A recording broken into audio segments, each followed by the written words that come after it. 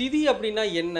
திதியில இருக்கக்கூடிய விசேஷ நிலை என்ன அப்படின்னு பார்க்கும்போதுங்க, அவங்களுடைய ஆத்மா வந்து சந்தோஷப்படணும். அவங்களுடைய இறந்த ஆன்மா சந்தோஷப்படுறதுக்காக திதி குடுக்குறோம். உங்களுக்கு செல்வம் சேரணும்னாலும் சரிங்க, திதி தான் நம்ம பார்க்க வேண்டியிருக்கும். மேச ராசி அப்படிங்கிறது சூனிய ராசியா வரும். பண்ணும்போது நல்லா தான் இருக்கும். ஆனா போக போக பார்த்தீங்கன்னா, அவங்க உழைச்சுக்கிட்டே இருப்பாங்க. அதுக்கான பலன் கிடைக்காமயே போயிடும். அதே மாரி வந்து பார்த்தீங்கன்னா, நெறைய பேருக்கு தேய்பிறை சஷ்டி திதியில பொறந்தவங்களுக்கு புத்திர தோஷம் இருக்கு.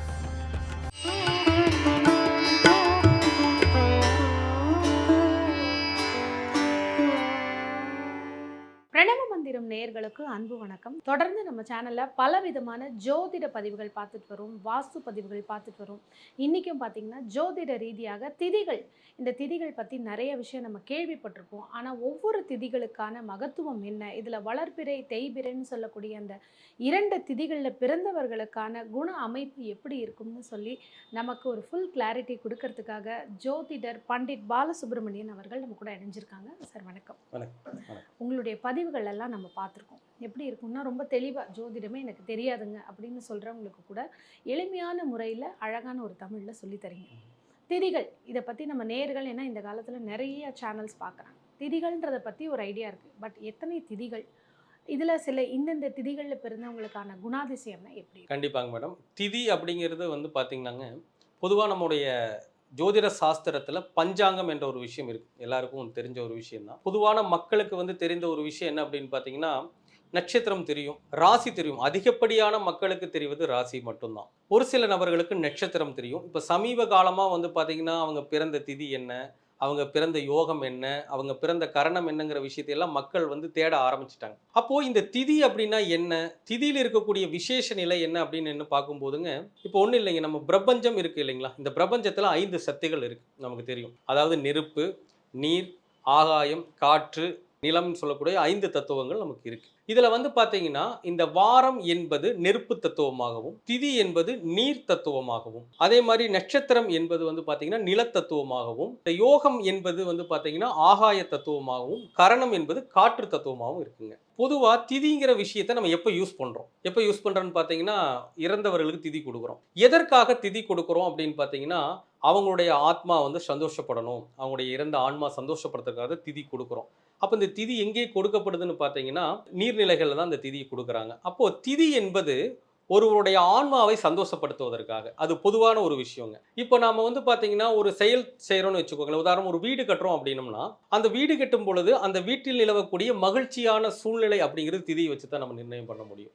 அப்ப எந்த ஒரு செயல்களிலும் பார்த்தீங்கன்னா, அந்த திதி என்பது நீங்கள் செய்யக்கூடிய விஷயங்களில் ஏற்படுகின்ற மகிழ்ச்சியை குறிக்கிறது. அதே போல பார்த்தீங்கன்னா, இந்த சுக்கிரன் தான் இந்த திதிக்கான கிரகமா குடுத்துருக்காங்க. ஒரு வாழ்க்கையில வந்து பார்த்தீங்கன்னா, இந்த சுக்கிரன் அப்படிங்கிறவர் யார் அப்படின்னு பார்த்தீங்கன்னா, மகிழ்ச்சி, சந்தோஷத்த குடுக்குறவரு, பணவரவ குடுக்குறவர். அப்போ உங்களுக்கு செல்வம் சேரணும்னாலும் சரிங்க, திதி தான் நம்ம பார்க்க வேண்டியிருக்கும். அப்போ 15 திதிகளுக்குமே சுக்கிரன் தான் வந்து கடவுளா எல்லா கொடுக்கப்பட்டிருக்கு. திதிகளுக்குமே வந்து சுக்கிரன் தான் பொதுவான கிரகமா இருக்காருங்க. அப்ப திதி அப்படிங்கிறது ஒரு விசேஷமான நிலை கொண்டது. இந்த பிரபஞ்சத்தில் நீர் தத்துவமாக சுக்கிரனுடைய கிரக அமைப்பில் செயல்படுகிறது. இப்ப இந்த திதின்னு சொல்லிட்டீங்க. 15, அதாவது வளர்பிறையில் 15 திதி, தேய்பிறையில் 15 திதி. அதே பெயர்கள் தான் வளர்பிறை, தேய்பிறை. உதாரணத்துக்கு ஒருவர் சஷ்டி திதியில பிறந்திருக்காங்க அப்படிங்கும்போது அவருடைய குணாதிசயம், அதாவது அவருடைய இயல்பு இப்படிதாங்க இருக்கும். ராசி, நட்சத்திரம் இதெல்லாம் தாண்டி திதியை மட்டுமே பிடித்து நம்ம ஒருவருடைய குணாதிசயத்தை சொல்லலாம். கண்டிப்பாக சொல்ல முடியும். அதாவது வந்து பார்த்தீங்கன்னா, மொத்தம் வந்து உங்களுக்கே தெரியும். மொத்தம் வந்து 30 திதிகள். அமாவாசை, பௌர்ணமிகள் 2 திதிகள் இருந்தாலும், இப்ப பார்த்தீங்கன்னா பிரதமை, துதியை, திருதியை, சதுர்த்தி, பஞ்சமி, சஷ்டி, சப்தமி, அஷ்டமி, நவமி, தசமி, ஏகாதசி, துவாதசி, திரையோதசி, சதுர்த்ததசின்னு சொல்லி 14 வளர்பிறை திதிகள். அதே மாரி 14 தேய்பிறை திதிகள், அமாவாசை, பௌர்ணமியோட சேர்த்து பார்த்தீங்கன்னா 30 திதிகள். அப்போ இந்த வளர்பிறை திதியில பிறந்தவருடைய குணம் ஒரு விதமாகவும், தேய்பிறையில பிறந்தவருடைய குணம் ஒரு விதமாகவும் இருக்கும். குணம் என்பதை நம்ம எப்படி சுட்டிக்காட்டலாம்னு பார்த்தீங்கன்னா, திதிய வச்சு அந்த ஜாதகர் எதன் மேல் விருப்பப்படுகிறார். அதிலேயே 100% ரிசல்ட் நமக்கு தெரியும். ஒரு திதியில பொறந்திருக்காங்கன்னா, அவங்க எப்படி செயல்படுவாங்க, அவங்களுடைய எண்ண ஓட்டங்கள் எப்படி இருக்குங்கிறது ஈஸியா நம்ம சொல்லிட முடியும். உதாரணமா வந்து பார்த்தீங்கன்னா, ஒருத்தர் வந்து வளர்பிறை சஷ்டி திதியில பிறந்திருக்காங்க அப்படின்னு வச்சுக்கோங்களேன். சஷ்டி திதி என்பது பார்த்தீங்கன்னா, முழுக்க முழுக்க தன்னம்பிக்கை கொண்ட ஒரு திதி. முருகனுக்காக சஷ்டின்னு சொல்லி கண்டிப்பாங்க. கடின உழைப்பாளிகள். சுய கௌரவங்கிற அவங்ககிட்ட அதிகமா இருக்கும். அதே மாரி பார்த்தீங்கன்னா, நல்ல உழைப்பாளிகள். அவங்கள மாரி உழைப்பாளிகள் நீங்க வாழ்க்கையில பார்க்கவே முடியாது. இந்த வளர்பிறை சஷ்டி திதியில பிறந்தவங்க அவ்வளவு ஒரு செயல்பாடுகளில் துரிதமானவர்கள். தனக்கு கொடுக்கக்கூடிய செயல்களை அதாவது நிறைவாக முடிக்க வேண்டும், விரைவாகவும் முடிக்க வேண்டும்ங்கிற எண்ணம் கொண்டவர்கள் சஷ்டி திதியில் பிறந்தவங்க. அந்த மாதிரி பார்த்தீங்கன்னா இந்த வளர்பிறை சஷ்டிக்குன்னு இப்படிப்பட்ட குணங்கள் நிச்சயமாக இருக்கும். இந்த வளர்பிறை சஷ்டி திதியில் பிறந்தவங்களை போய் பார்த்தீங்கன்னா நீங்கள் எதுவுமே வந்து அவங்கள நெகட்டிவாக பேசவே கூடாது. அது அவங்களுக்கு பிடிக்காத விஷயமா இருக்கும். அவங்கள பொறுத்த வரைக்கும் உன்னால் முடியும் அப்படிங்கிற ஒரு வார்த்தையை நீங்கள் கொடுத்துக்கிட்டே இருக்கணும். இப்போ பார்த்தீங்கன்னா இப்போ சொன்னேன் இல்லைங்களா, அவங்க வந்து நல்ல ஒரு கடினமான உழைப்பாளிகள். அவங்கள மாதிரி உழைப்பாளிகள் யாருமே இருக்க மாட்டாங்க. ஆனால் இந்த வளர்பிறை சஷ்டி பேருக்கு நல்ல திதி தான்.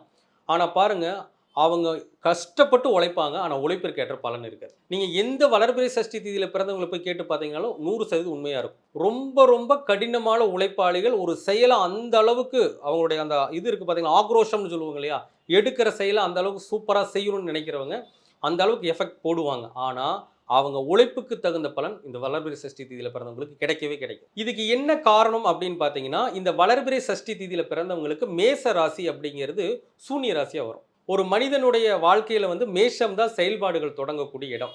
அது இருட்டு ராசி ஆகும் பொழுது அவங்க வந்து கஷ்டப்படுவாங்க, உழைப்பாங்க, எல்லாம் பண்ணுவாங்க. ஆனால் பலன் அப்படிங்கிறது கிடைக்கிறது ரொம்ப ரொம்ப கம்மியாக தான். அப்போ இவங்களுக்கு வந்து இது எந்த மாதிரியான விஷயங்கள் செய்தால் அவங்க அதை சரி செஞ்சுக்க முடியும் அப்படின்னு பார்த்தீங்கன்னா, அவங்க தேய்பிறை சஷ்டியில் திருச்செந்தூர் முருகனை கும்பிட்டாங்கன்னா 100% வெற்றி பெற்றலாம். அதாவது வளர்பிறையில பிறந்திருந்தாங்கன்னா தேய்பிறையை பிடிச்சுக்கணும் அவங்க. தேய்பிறை சஷ்டி திதியில் போய் அவங்க திருச்செந்தூர் முருகப்பெருமானை கும்பிட்டாங்கன்னா 100% வெற்றி பெற்றுருவாங்க. அதே மாதிரிங்க இந்த வளர்பிறை சஷ்டி திதியில் பிறந்தவங்க யாராக இருந்தாலும் சரிங்க, அவங்க ஒரு சின்ன சின்ன உதவிகளை எல்லாம் செஞ்சுட்டு வரணும்.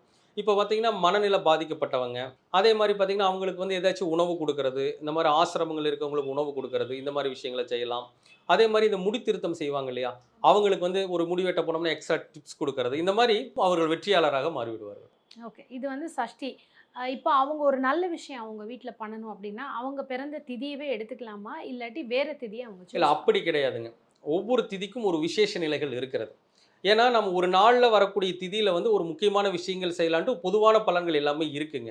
ஆனால் இந்த வளர்பிறை சஷ்டியில் வந்து என்ன பண்ணக்கூடாதுன்னு ஒரு விஷயம் இருக்குது. ஆனால் எல்லாருமே வளர்பிறை சஷ்டியில் ஒரு நல்ல விஷயத்தை பண்ணணும்னு நினச்சி தான் பண்ணுறாங்க.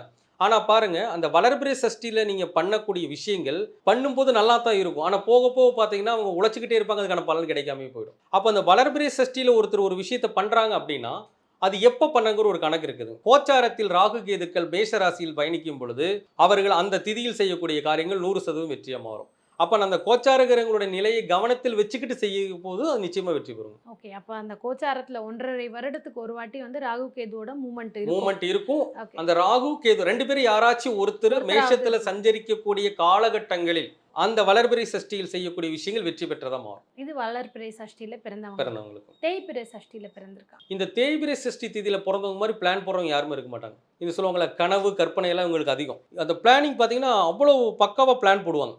அப்படி பண்ணலாம், இப்படி பண்ணலாம்னு பிளானிங் பயங்கரமாக இருக்கும். அதே மாதிரி வந்து பார்த்தீங்கன்னா நிறைய பேருக்கு தேய்பிறை சஷ்டி திதியில் பிறந்தவங்களுக்கு புத்திர தோஷம் இருக்குது. ஒரு சில பேருக்கு வந்து குழந்தைகள் கிடைக்காத நிலை, ஒரு சில பேருக்கு வந்து பெண் குழந்தைகள் மட்டுமே பிறப்பது, ஒரு சில நபர்களுக்கு வந்து பார்த்தீங்கன்னா ஆண் குழந்தைகள் மட்டுமே பிறப்பது. ஆண் குழந்தைகள் மட்டுமே பிறப்பது கூட ஒரு தோஷம் தான். ஒரு வீட்ல தொடர்ந்து பெண் வேணும்னு சொல்லிட்டு ட்ரை பண்ணுவாங்க. ஆண் ஆண் குழந்தைகளா குழந்தைகளா கிடைக்கும். என் குருநாதர் அடிக்கடி ஒரு வார்த்தையை சொல்வார். ஆணை பெற்றாலும் அவளும் மலடியே, பெண்ணை பெற்றாலும் அவளும் மலடியேங்கிற. அதை சொல்றது மலட்டுத்தன்மைன்னு சொல்றாங்க. அப்ப என்ன அர்த்தம்னா, இந்த தேய்பிறை சஷ்டி திதியில பிறந்தவங்களுக்கு குழந்தை இல்லாமலும் இருக்கும்.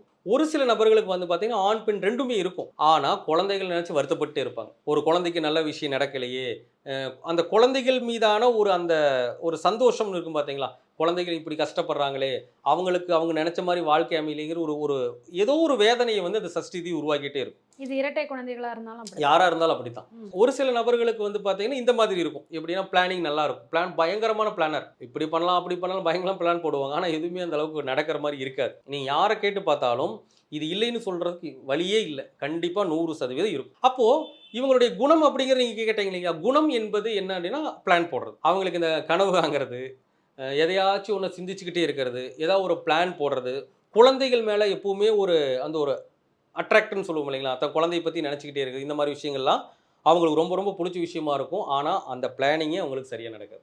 அப்போ நம்ம இதுக்கு என்ன பரிகாரம்? தேய்பிறை சஷ்டியில் பிறந்தவங்க வைத்தீஸ்வரன் கோவில் கேள்விப்பட்டிருப்பீங்க. வைத்தீஸ்வரன் கோவிலுக்கு வளர்பிறை சஷ்டியில் போயிட்டு வரணும். ஆப்போசிட்டா எந்த திதியில பிறக்கறாங்களோ ஆமா. அதோட ஆப்போசிட் திதியில் போயிட்டு வரணும். இவங்களுக்கு என்ன அந்த திட்டங்கள் நல்ல முறையில் நிறைவேறணும் அப்படின்னா என்ன மாதிரி செஞ்சால் நிறைவேறும் அப்படின்னு பார்த்தீங்கன்னா அவங்கள அப்படித்தாங்க. ஏழை குழந்தைகள் இருக்காங்க இல்லையா? நிறைய ஏழை குழந்தைகளுக்கு உதவி, ஏதோ ஒரு உதவிங்க, ஒரு படிப்பு உதவியோ, ஒரு ட்ரெஸ் எடுத்து கொடுக்குறதோ, அந்த மாதிரி செய்யலாங்க. அல்லது முதியோர்களுக்கு உதவி செய்யலாம். இந்த வயதானவர்கள்னு சொல்லுவோம் இல்லைங்களா? அவங்களுக்கு உதவி செய்யலாம். அந்த மாதிரி உதவிகள் செஞ்சாலும் பலன் கிடைக்கும். அவங்களும் மனநிலை பாதிக்கப்பட்டவங்களுக்கு உதவி செய்யலாம். பொதுவாகவே வளர்பிறை சஷ்டி ஆகட்டும், தேய்பிறை சஷ்டி ஆகட்டுங்க, மனநிலை பாதிக்கப்பட்டவர்களுக்கு உதவி செய்வது என்பது அவருடைய வாழ்க்கையில மிகப்பெரிய வெற்றி தரும். ஸோ சஷ்டி திதியில பிறந்தவங்களுக்கு பேசிக்காவே வந்து தெரியும் இந்த குணநலன்கள் இருக்கும் அப்படின்னு சொல்லிட்டு. நம்ம தெரியவே வேண்டாம். நீங்க சொல்ற கேரக்டர்ஸ் நம்ம சந்திக்கும் போது இவங்க இதுல பிறந்திருப்பாங்கன்ற ஒரு அனுமானம் வந்து நிச்சயமா நம்ம கொடுக்க கண்டிப்பா. முடியும்.